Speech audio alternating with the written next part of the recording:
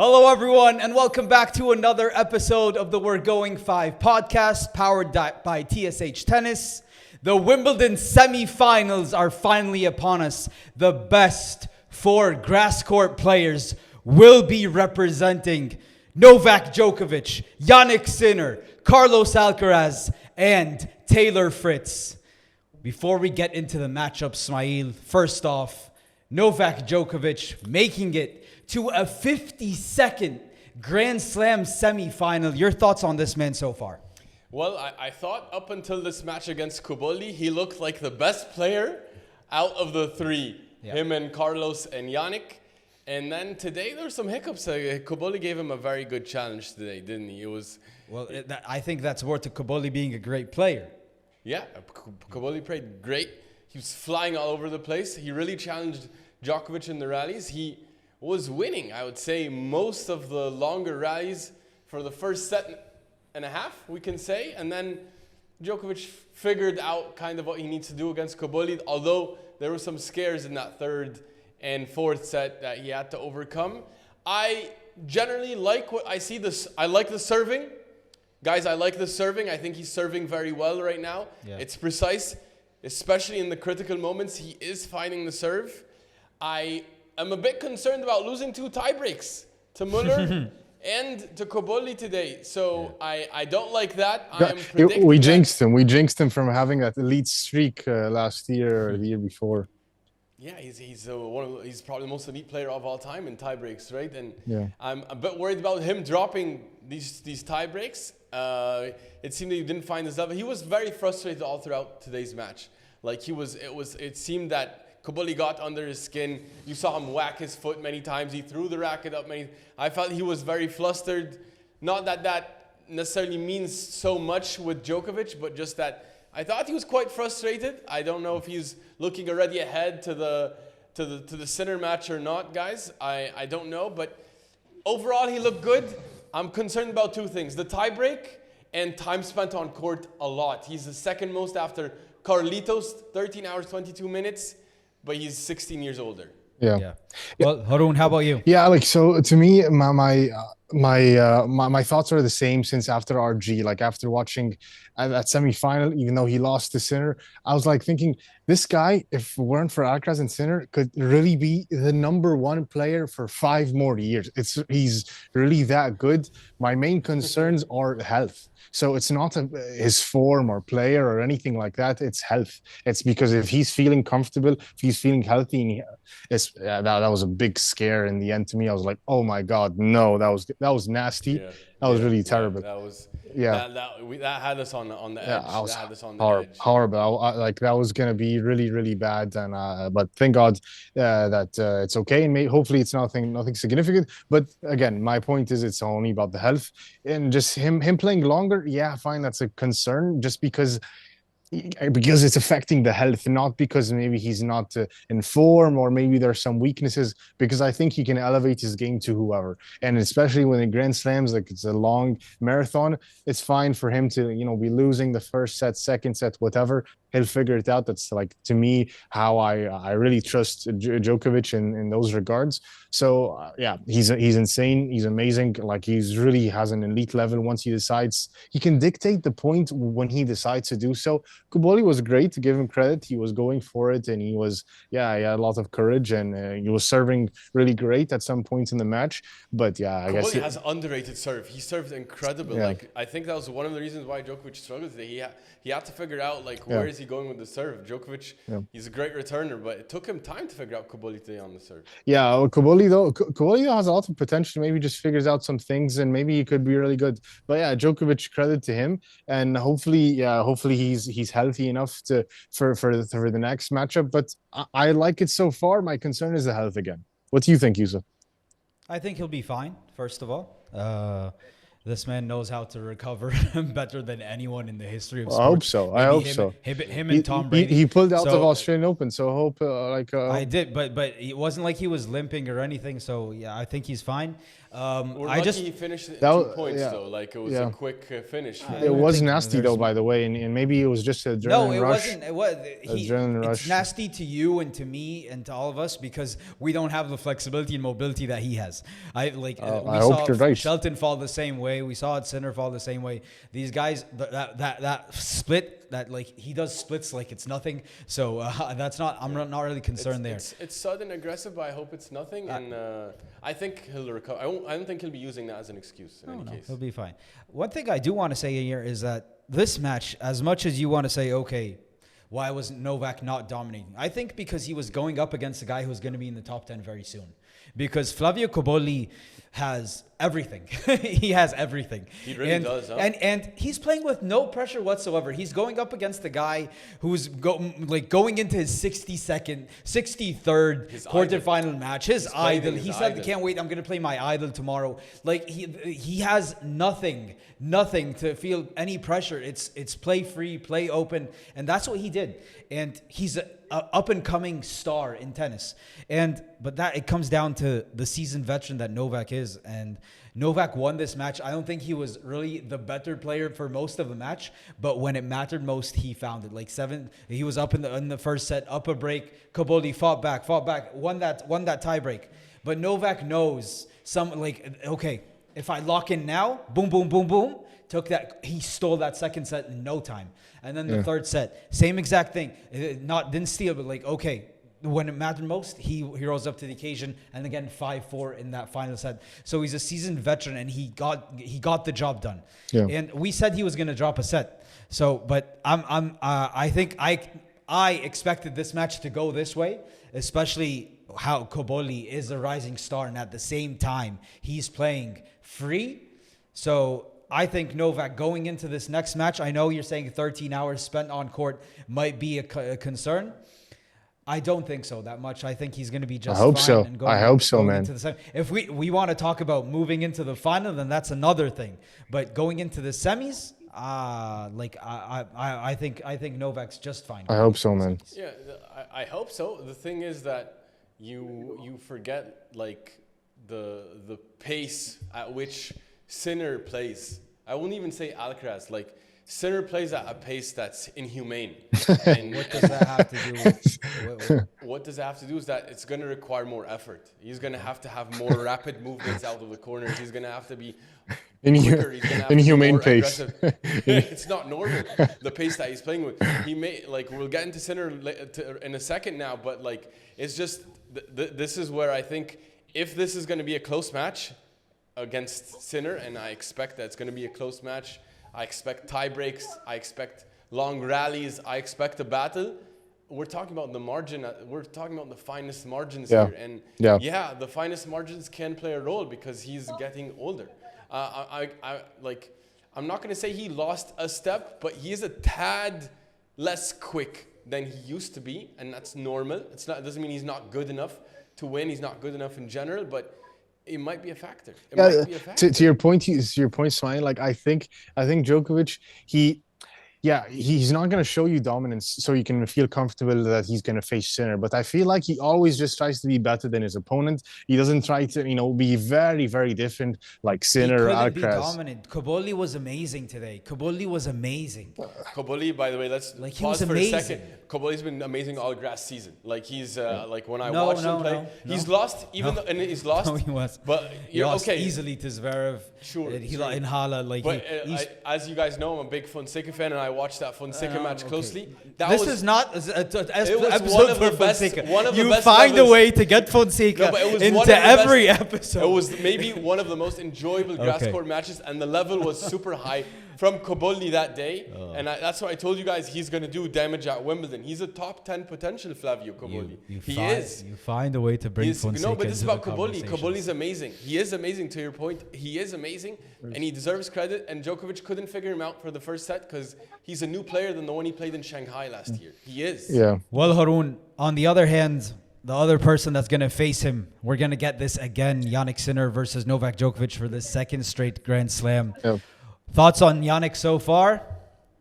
Awesome. Like he caught a break there from Dimitrov. I was like, I thought this was gonna be quick work when he was gonna play Dimitrov, but Dimitrov really had him on the ropes, and that was a big break from Sinner. And Sinner is just like you can't just give him like a get out of jail free card. You can't give him a second chance because he's gonna learn from that because he felt what it's like to lose and he doesn't want to feel it again. And it's gonna be very hard to put him in that same position. He's gonna just solve it. It's like you expose that part and he's going to cover it right away. So then, and that's what he did against Shelton. And the thing is, like his match against Shelton, I didn't feel like he was amazing also against Shelton. I felt like really Shelton doesn't have that much to bother Sinner beyond the serve, because I feel like Sinner just had to go play his game, had to just go be disciplined, be committed, and just follow his game plan and make sure he executes his shots the way he always does. Just play regular Sinner, and you're gonna beat Shelton. So I think it's more like Shelton really fumbled it a bit where he had the potential to do much, but he just gave Sinner a lot of easy ways to dictate the match. And you're saying that Shelton fumbled? What did he fumble exactly? He was like, there was at any point in the match you didn't feel like Sinner was bothered. I mean, he didn't fumble it. Okay, set. let me clarify. Yeah, not fumbled where he had a set point or match point or anything where to take the lead, in the sense where he kept on. He was Sinner, up a mini break in the first set. Okay, but he gave Sinner. He didn't bother Sinner. And like you're saying, Sinner wasn't bothered. He didn't bother him. He didn't give Sinner any test. He didn't challenge him that much. So Sinner didn't have to do any magic. He just had to just play his game. He had no break points in the first set. Yeah. He had barely any break points for the rest of the match. He had a couple in the second set. He had two, and then I don't remember in the third and fourth if he got a whiff of anything, and he couldn't handle it. He couldn't handle Sinner. Yeah. He went up 2-love, like you said in the tiebreak, Yusuf, and then he lost 7 straight points. 7 straight points, like. Can't do that. You can't do that against Sinner. You can't do that against Sinner. You're gonna get destroyed. But Sinner's not bothered because he had no unforced errors in the first set. Yeah. 0. That's insane. Like Sinner Shelton couldn't even force an unforced error. And Sinner's not a pusher. Like we're talking about Jannik Sinner, who is whacking. Even Ben Shelton said he hits the ball 2 times faster than anyone I face. Which is it's an insane quote that he said. Like even if I was him, I wouldn't even admit that. Like I would not want Sinner to know that I think he's hitting the ball 2 times faster than everyone else. Because it's true. It's true. I'm telling you, the pace is insane. Like the pace that he's putting on a consistent, and it's not only just regular, it's not like pace with margin down the middle. It's pace to the corners. You have to defend the corners. Shelton's running down balls every direction.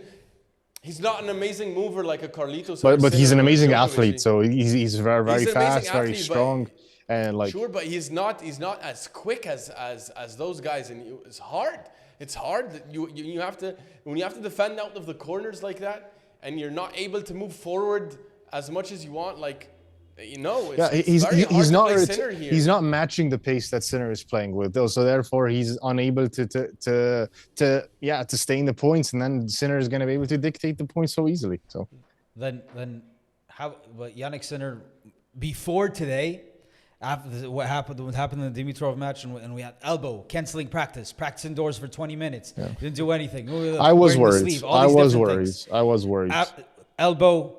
And do you have any feelings about that now after what you saw against Shelton? Yeah, I have a lot of feelings about that. My feelings are this boy has been blessed from above. It seems like he's getting blessings upon blessings. What happened to Dimitrov and the elbow, talk about the elbow. And the elbow injury looks perfect. If I can have a wrecked elbow and I can hit that ball and I can hit it like that, I would take that. Take my elbow right now. Replace our elbows right now. He's whacking the ball. Shelton had. I never felt like Shelton was in any point comfortably. The pace that was coming up, the forehand was clicking. 0 unforced errors for the first set. That's my concern. Shelton 0 unforced errors. That's how concerned I am. I think Shelton's a better clay court player than he is a grass court player.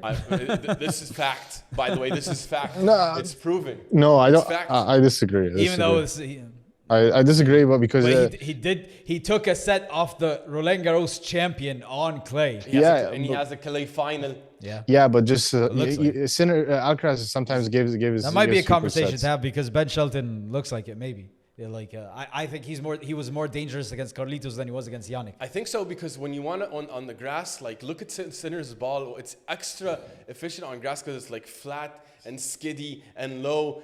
Shelton's ball is a little bit loopy, and it's like more top spinny than. Depends on how he. No, I think he hits lots of flat shots. But I think like generally his shots are more top spinny. They're more marginy down the not like he's nice not, words, marginy. Yeah, like they're not like Nice Sinner. use You of feel like words he's there. hitting to the corners. Like Yeah. with Shelton, I feel like the ball's going towards the middle and not to the corners the way that Sinner is hitting. Yeah, but by the way, Sinner is a worse matchup for Shelton than Alcaraz. I think Shelton would rather play Alcaraz than Sinner because Sinner is his kryptonite. Sinner is the other extreme of his game. It's not no magic, no fluff, no. It's this pure machine. And Alcaraz, because he has his dips, he allows Shelton to, his big serve. Sometimes he gets flustered. Alcaraz maybe could get flustered a bit, and too much of magic ends up being black magic. So, but Well, that's Sinner, what players say, right? They say that he suffocates you. Alcaraz gives you a chance to breathe. yeah.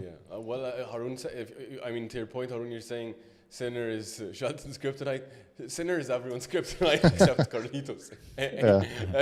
He's everyone's kryptonite. This is now fourth straight semifinal. It might be a fourth straight final. Like it's The insane. only Italian to make it to multiple Wimbledon semifinals. Jannik Sinner is on a roll right now. He's on a GOAT level trajectory right now. That's all amazing, right? But before we move on, this story would have been completely different 2 days ago. Wow. Because what happened to Grigor Dimitrov Yeah. in that round of 16 match against Jannik Sinner was one of the most heartbreaking things I think I've seen in sports in a very long time. Harun, what were your thoughts on that when you saw it? Yeah, sad, very sad, because it's not like it was like it was a 50-50 match or anything, or it's like, yeah, I made it this far and then I don't get a chance to finish it out or showcase my talents. He was like there. He had him.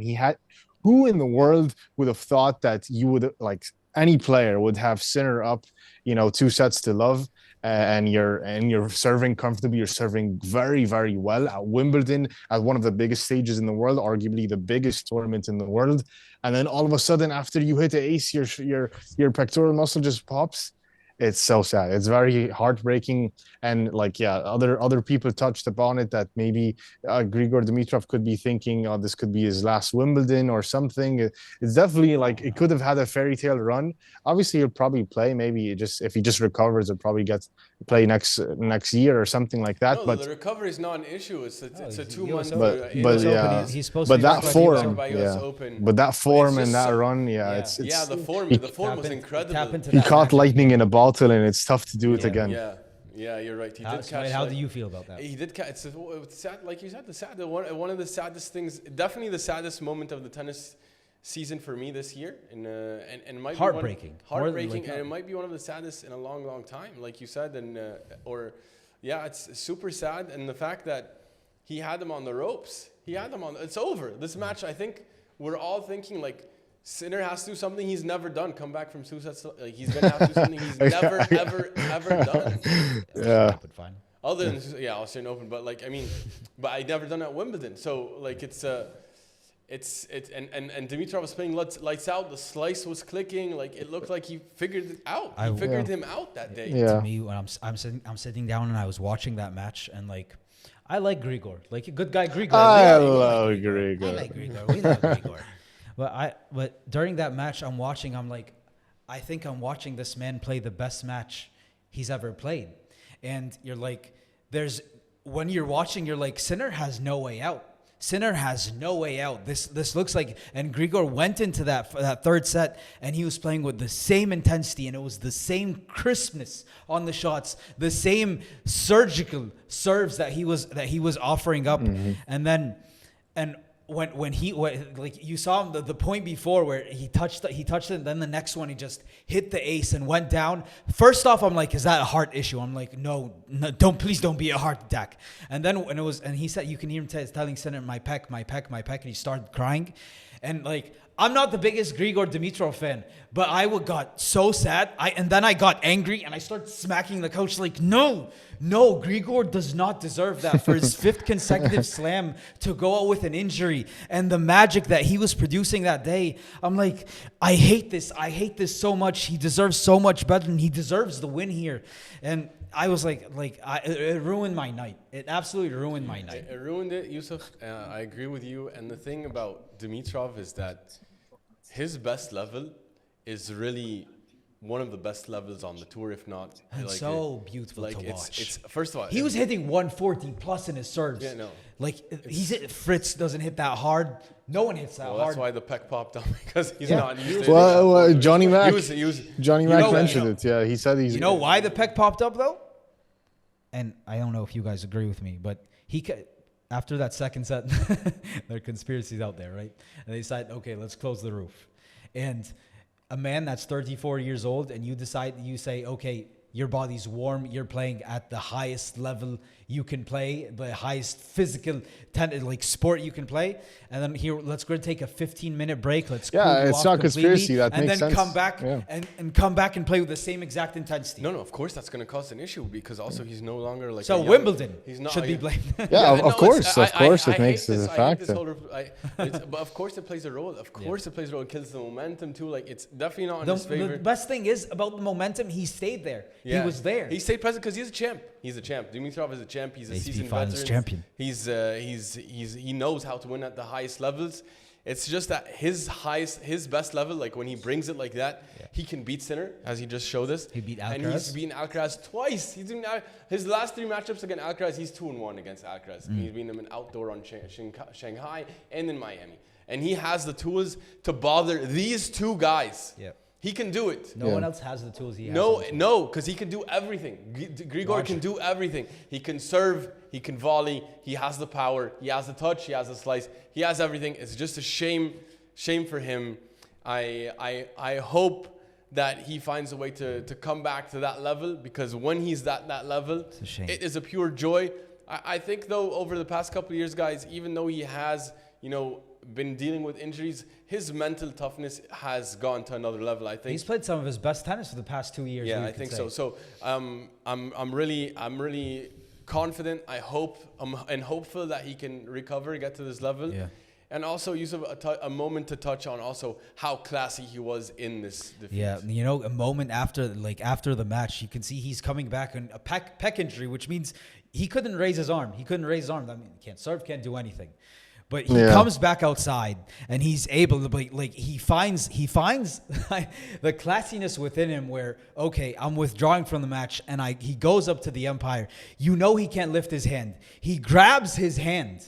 He grabs his hand with his left hand and lifts it up to shake hands with the umpire, and then obviously picks up his bags and leaves. And you're like, it's a small moment there. Actually, Sinner helped him with his bags. So I don't want to give Sinner that much credit there. I really don't want to. The conversation is Grigor here. The star is Grigor of the story.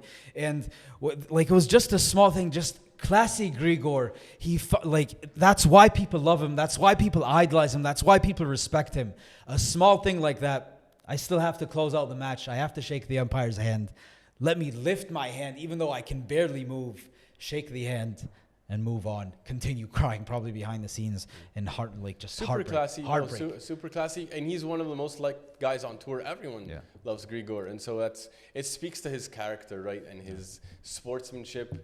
But I'm gonna have to say, Yusuf, I did like how Jannik handled the moment and the situation. He was very classy. The moment Dimitrov fell, he went to him, he supported him. He was there for him. It was a kind-hearted. He said they're friends. They're good friends. He talked about it, and in his speech after, he said, "I don't take this as a win," as he shouldn't. No. But he said the things that we were all feeling. And true. He did.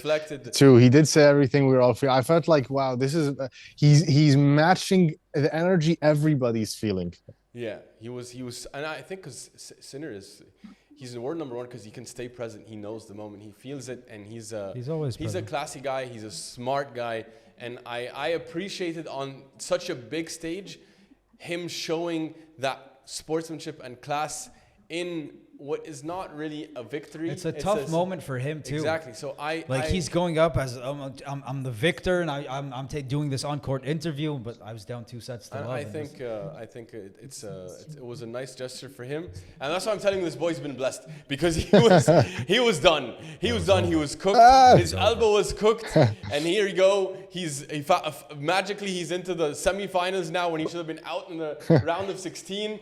And his elbow's looking better than ever, because I've never seen anyone hit the ball that hard. And Shelton just said that. So the boy, I don't know if it's going to meet the Pope, or has he been blessed from above. I don't know what's going on. But whatever he's doing, we need to check up on that and get a whiff of that. Yeah. I like to believe that he was going to come back and win that match, even with 2 sets to love down, when Wimbledon had the percentage of him winning the match after 2 sets to love down. What was it? 60%. They had it 60%, even though it's down 2 sets to love. That's insane. It's insane. That's insane. And these I had faith. I don't know how much they're. I had faith, and by the way, I think Sinner also had faith in his game, as a world number one should. But he didn't want to say, "Yeah, I could have came back if you could have gave me time." He can't say that. Yeah. He had no advantage. He was down 2 sets, and he was on serve. Yeah. And actually, with a ripped pec, Dimitrov served an ace. So what proof does he have? He was seeing the ball like a watermelon that day. Well, guys, the moment of truth. Again, we get the matchup we wanted. Novak Djokovic against Jannik Sinner for a spot in the Wimbledon final. Smail, who wins it? Call me delusional. Call me crazy. Call me a believer in the GOAT. I am riding with my boy Novak Djokovic, baby. I am going to believe it when I see it. He's been to every Wimbledon final for the past 5 years now. It's not going to stop now. I have him taking down Jannik Sinner here in a 4-set battle. Oof. He will drop one. He will lift his level. He will expose Jannik's weaknesses. He will make him play and come to the net more than he wants to. He will find a way to break him. Yes, I'm going with Novak Djokovic, the best returner the history has ever seen in 4 sets. Ooh, Harun, how about you? Yeah, see, like you asked me this question before. Again, we're in the same situation like RG. I'm hedging because I really want Novak to go through. I really want him to play that final, but I can't. I'm sorry, because again, it's Novak Djokovic against younger Novak Djokovic on steroids, because he's faster, stronger, and younger. So I have to go with Sinner. I have to go with Sinner here in an epic 5-set battle. 5 sets. Jannik Sinner goes through. What do you say, Yusuf? I was on the ropes. But there's one man who knows how to defy Father Time. There's one man who knows how to come up clutch when he needs to most. And Novak Djokovic is going to complete that 3-0 undefeated streak against Jannik Sinner, and he's making it back to the Wimbledon finals. Wow. He hasn't lost in a Wimbledon semifinal since 2012. I do not expect it to start this year. Final, Novak Djokovic, also Smail in 4 sets. There we go. That's true. He's 2-0 against Sinner at Wimbledon. It's going to be 3-0. And by in 2 days, I think it'll be 3-0, guys. He has the look in his eyes. He has the look in his eyes. This is the point. If he has the hunger, if he has the desire, I believe it's there. I believe he's wound up enough. I think he'll find the level to take him down. I hope, guys. Dimitrov just showed you can do it. Exactly. There's the game plan you can copy. I hope so, but the guys' thing is, like, when it comes to these pressure points, Sinner doesn't flinch. So it's tough. We've made our picks. I back the GOAT, baby. I back the GOAT. On the other side, guys, we have a fantastic semifinal as well. We have the 2 players that we thought would make it. Yep. In Carlos Alcaraz and Taylor Fritz. Yep. Harun, your thoughts on Carlitos so far? Ooh, classic Carlos, just showing magic, but the dips, ups and downs, letting some guys take a set, taking stuff in the match, but always Jan always likes to face Alcaraz and take it to him. But yeah, Alcaraz he did quick work against Cam Norrie. and he just showed that, yeah, I'm gonna kill your your local hero in front of you. And it looks like he's gonna probably not kill the local hero, but the local ally, which is Taylor Fritz. But yeah, it's classic Alcaraz. He likes to go do his dips and everything, ups and downs. But yeah, I'm not concerned about him at all. I think he's, yeah, when it comes to any big match, I think he's always going to be there, and he's right where he needs to be. He's healthy. He's feeling confident. He's playing the way that he likes to play. He's happy. He's enjoying it. Those are all great signs for me when I watch Carlitos. So those are my thoughts so far. Yusuf, he played the 5-setter. He's played a couple 4-setters. He's had the most time spent on court. What do you think about your boy? It's all nice. That's all nice. First of all, he's the fittest person on tour. Second of all, Carlos Alcaraz, what he did to Cam Norrie yesterday during the quarterfinals, like it was like there was on the other side of the net was someone who you would think it's a first round. This is a quarterfinal match. We're at the business end of Wimbledon. And that means Carlos Alcaraz rises to the occasion. No one is as clutch as this man. No one rises to the occasion like this man. Nobody knows how to tap in and find their best level when it matters most like this man.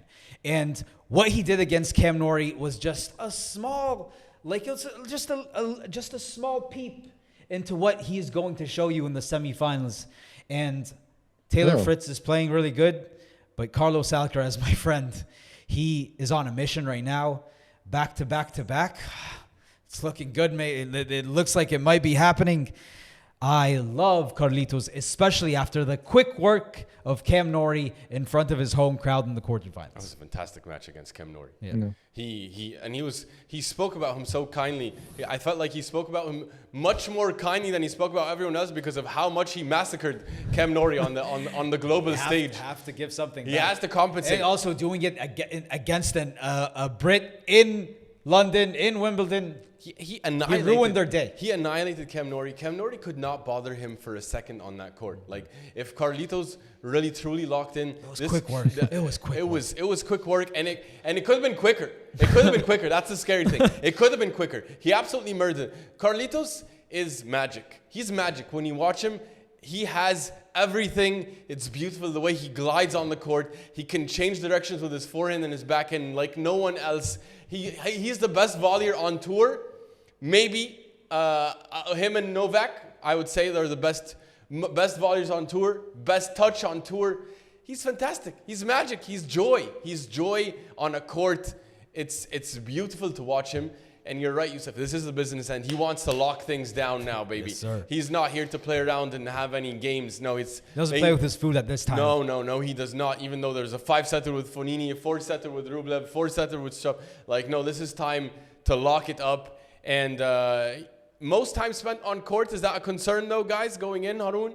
No, I don't think it's a concern.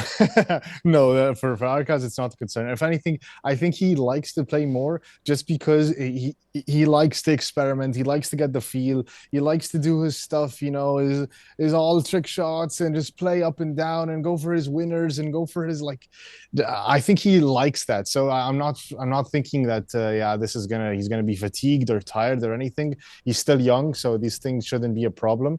And as long as he's winning, as long as he's enjoying, as long as he's getting good emotions, those are good things. So those all overcome his physical limitations or physical, fatigue or anything, in my opinion. I think so. I'm not concerned about the court time. I'm just concerned about whether, he's going to be able to, rise to the occasion quick enough. And because he shouldn't be able to go into long matches with Fritz because Fritz has been enjoying long matches, so it's going to be tricky for him. We're gonna see. Well, let's get to Fritz, guys, because last thing about Carlitos, because you asked the question of any worry about the hours spent on court. Even though he's spent the most hours on court, I think he has the least chinks in his physical and fitness armor than the other guys. So I think he's looking good. I think he's fine. So. He looks fresh. He looks healthy. Body's remember, fine. Knock on wood. He's had the most miles ever at this point. He has not had this much miles ever at this point. You know what he's also had? Points. He has 7,040 points going into the semifinal. Last year, the entire year of 2024, he had 7,010. He's already into the ATP finals. He's having one of the best seasons that we've ever seen, I think. Yeah, Can't wait to see this is it. a magical season. And, Yeah. and Just wanted to say that, sorry. He's definitely like on the heels of Sinner for world number one if he keeps this up. Yeah, Sinner has lots to defend. Lots to defend. Yeah, lots to defend. And let's get into his opponent, though, guys. Taylor Fritz, who is arguably the hottest player on grass this season. Yeah. Haroon, your thoughts on Fritz so far?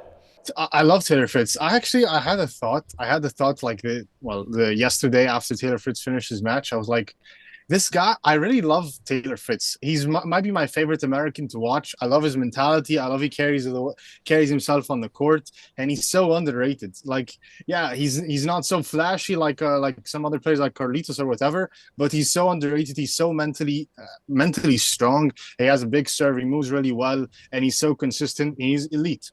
So I love his form so far. Especially we kept on talking about he has like the brutal draw. He even said it himself. He was looking at the draw at the beginning of the tournament. He's like, this is a brutal draw. But yeah, he should be proud as he is that he made it this far. It's been a great tournament for him. He's been playing great, honestly, and I think it's going to be a great match when the semifinal. But yeah, he's been really good to me, in my opinion, and yeah. I didn't think he was going to be this good, especially that he wasn't, having great results before. Yeah, Yusuf, he has been battle tested here at Wimbledon. You know, it lined up perfectly, by the way, because he is the fourth best player on grass courts. And the fact that he had the draw that he had and he's there with them in the semifinals with Alcaraz, Djokovic, and Sinner is exactly where he deserves to be. He is, I truly believe that. And, it's called... You play to win the game, right? You play to win the game. As you said, it's not flashy, but he knows how to win matches. Even then, that quarterfinal match against Khachanov, there was a dip there in that third set, but he knows how to fight back. He's mentally very strong. Yeah. Able to, he knows his game inside and out. He knows what he can do and what he can't do, and he tries to maximize the efficiency of the tennis game that he plays. And I love that the way he does that, and it works perfectly on grass. He serves amazing. His ground strokes are extremely solid. He deserves to be in the semifinals of Wimbledon. Happy for him. I said it's either a first round exit or a semifinal. You're we right. got the semifinal. Hit it right down the net. Yeah, he got through that Pesci one, and then he got through the Diallo one, and you knew the confidence is going to be building, and he's going to find his way all the way to the semis. Carlos Alcaraz, the biggest test you can possibly have. I don't think he's beaten any of these guys left in the draw. But if I know anything about Taylor Fritz, I feel like he's a confident man. He believes in himself, and he could surprise us. Yeah, I agree with you guys. And you have to remember, he came back from 2 sets to love down against Pesci, right? And he also had, I don't know if Pesci had a match point in that 4th set tiebreak, but he was on the ropes. It was going to be over for him. Yeah. And I'm so impressed with how he came into the grass court season with a very underwhelming season for his standards. Yeah. And yet he found a way to build the confidence, 2 titles, and now semifinal here at Wimbledon. He's absolutely deserving to be here. He's been clutch when he needed to throughout this tournament. He won from 2 sets down against Pesci. He's won the tie breaks that he's been to against Diallo. He faced he had the most challenges in the first 3 matches, like Pesci, Diallo, Davidovich, Fokina. That's probably the toughest Davidovich, 3. Fokina, really? Davidovich Fokina is it's not his best surface, but he's a problematic player. Like for the first 3 rounds, coming off also a wedding and everything. Yeah, but first 3 rounds, that's a tough first 3 rounds, I think, compared to others. So I like what he's done. Khachanov also very competent. Got a nice break against Thompson, though. That was a nice break, which he deserved and he needed, because he was going. That was a tournament save. The mileage was heavy there, so it did save him, because at the end of the day, his now time on court is actually less than Carlitos at 12 hours and 59 minutes. So he's less than Carlitos, which is going to serve him well. And it's going to be a very interesting battle. You said he hasn't won. He's 0-2 against Carlitos. He's 0-10 against Djokovic. He's 1-4 against Sinner. Oh, he has 1 against Sinner. But he's 0-4 in their last 4 matches. So he's 1-16 combined against everyone remaining in the draw. That doesn't mean he can't do it, but he's really going up against a tall task. And last 2 times he played Sinner, it was really one-sided also. Yeah. So He has a huge task ahead of him. But I think it's time we get into our picks, guys, and it's time to make your case. Choose your winner. All right, we have Taylor Fritz against Carlos Alcaraz for a spot, Haroon, in the Wimbledon finals. Who are you taking? I think I'm going to have to go with Alcaraz. I think Alcaraz is just too good, even though Fritz is so good. And also he's underrated and very mentally tough. And he loves going 5. So I think I'm going to go for Alcaraz in 4. I think I'm going to go Alcaraz in 4. All right, Yusuf, what do you say? I love Taylor Fritz, but I think this is where his journey ends. Carlos Alcaraz is the tallest task you can possibly face, especially at Wimbledon. He is the king of this castle for 2 years running, going for his 3rd. I think Carlos Alcaraz wins this match actually in 3 straight sets. You're going 3 straight sets. Yeah. Wow, nothing for Taylor. Yeah. Well, you might be on the point because actually Carlos has never lost a set to Taylor Fritz in his 2 times that he's played him. So he's 4-0 in sets against him. I'm also going to go Carlitos in 4, Haroon. I'm riding with you. I think Taylor is good enough to get a set. I think he's serving excellent. I think it is possible that he can steal one away from Carlitos. But Carlitos too good, too much magic. I think he's definitely going to find a way to close this out. And we'll see him in the final, guys, against who I think will be Novak Djokovic. Okay. Also, hats off to Haroon for grinding and taking and doing what he has to do to shoot this pod. On the go. Let the people know, Haroon, where you are. I'm in the bathroom of the airplane. Bathroom in an airplane, putting in the work, like trying to become a great podcaster. Haroon, you are the MVP of this episode. I'm doing it for the people. He's the Jannik Sinner of podcasts. He's locked in. He'll do it anyway. He does not dip. He doesn't dip. He's a 9 or a 9.5. Whether he's in his studio, where he's outside studio, whether he's in the plane or if he's in the airplane bathroom, he's going to be there, airport, wherever you need. He's doing it for you. He's locked in. He's locked in. Before I was in the bathroom, I was just sitting in the waiting area before I bought Arcade C. Now you can hear the broadcaster, but like I was waiting for my plane, and I almost missed my flight. And I was the last person there. Are you Haroon? Last name Thorne? Yeah. And then I'm like, oh my god, I need to scan my thing so quickly. And then I went, and then we have stuff left to film. I'm like, okay, do I film in the bus? Going a bus to go to the plane, or okay, the only place where I have private time is the bathroom. So here I am. You're locked in. You're locked in. That's what we like to see. Yeah, no one does it like you, man. Shelton just talked about you, by the way. He just said that Haroon, when he does his podcast, they said the hardest working podcaster in the Boeing 777. The hardest working tennis podcaster in Boeing 787. In the bathroom of the Boeing 787. Really, that's me, guys. If you want free toiletries, tell me, I'll bring it. Can't wait for the semis, though. It's going to be fun. It's going to be fun semis. Hopefully, we're going to get a great final on the way coming soon. Yep. And you're going to find out here. We'll talk about it. Also, we'll preview it here. Yep. And also, have a check and listen to our interview with Christoph Liegen. He talked about so many cool insights about facing off against the big 3 in slams. Lots of interesting insights about coaching, Greek sport, and other top players. You're going to really enjoy it. So have a listen to that and subscribe so you can get all your tennis content here. And we'll see you before the Wimbledon final. Have a good night. Good night. Good night. Very good night.